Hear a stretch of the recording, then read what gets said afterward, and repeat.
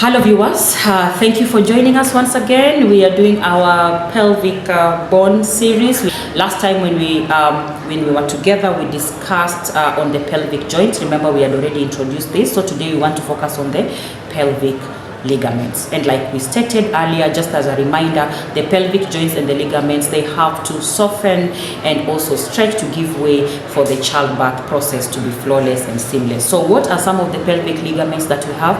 Now remember, everywhere we have a pelvic joint, we are likely to have a pelvic ligament. So let's begin. We have this joint. This was the sacroiliac joint. We have a ligament here, and the ligament here takes the same name. It is also called the sacroiliac ligaments. Then we also had another joint here. This is the symphysis pubis. We have ligaments here, and the ligaments found where we have the symphysis pubic joint is what we call the interpubic ligaments. So we have interpubic ligaments here, and then of course we have another joint here, if you remember very well, between the sacrum and the coccyx. So we also have ligaments around this region, which are called the sacrococcygeal ligament.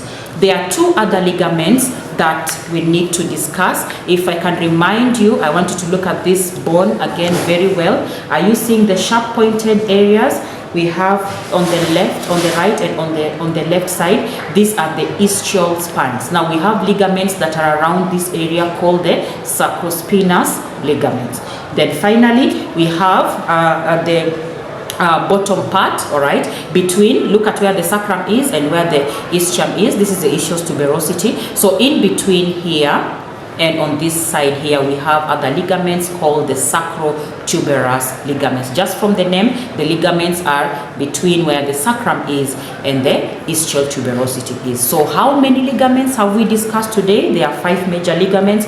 We have the sacroiliac ligament, we have the interpubic ligament, we also have the sacrococcygeal ligament. Here it is, sacrococcygeal ligament. We have the sacrospinous in between the ischial spines, and finally we have the sacrotuberous ligaments. Other than that, let's meet in the next video. We will be able to discuss some of the pelvic diameters and their importance in obstetrics, and also we will be able to look at in another session some of the types of pelvises. Other than that, put in your comments, put in your questions. We'll be able to tackle them and be able to answer them. See you in the next video as we continue with this series. Bye.